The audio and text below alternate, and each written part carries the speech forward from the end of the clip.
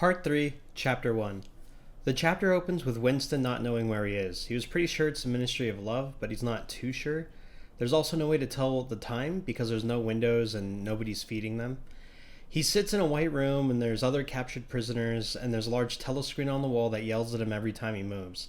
He's also extremely hungry because they haven't fed him.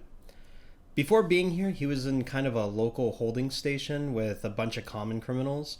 The proles were rowdy, they were kind of like common criminal types, but everyone who were party members sat there just quietly. As he was in the local holding, they threw this drunk prostitute on him, and it happened that her name was Smith too, and she mentions that she could be his mother, which he thought she very well could be because he has no idea what happened to his. Winston shifts from hunger pains to thinking about Julia and O'Brien, hoping that O'Brien would send a razor blade to kill himself with.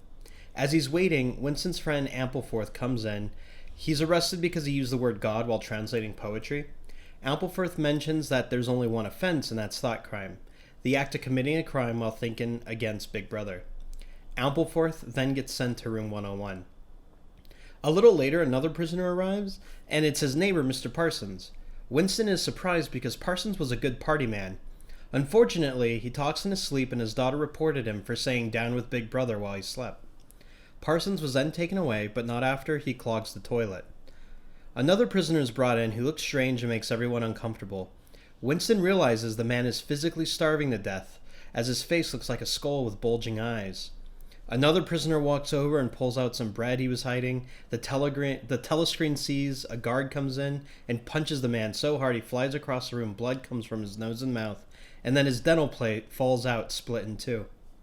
As the skull-faced man is carried out, he says he's confessed everything, and he accuses the man who was knocked out for saying things against Big Brother. The skull man also gets sent to room 101. Finally, Winston's alone, the door opens, and O'Brien comes in. Winston asks if they got him too, and O'Brien says that they got him a long time ago. O'Brien says that Winston should not be surprised. Then Winston is clubbed on the elbow and dragged away.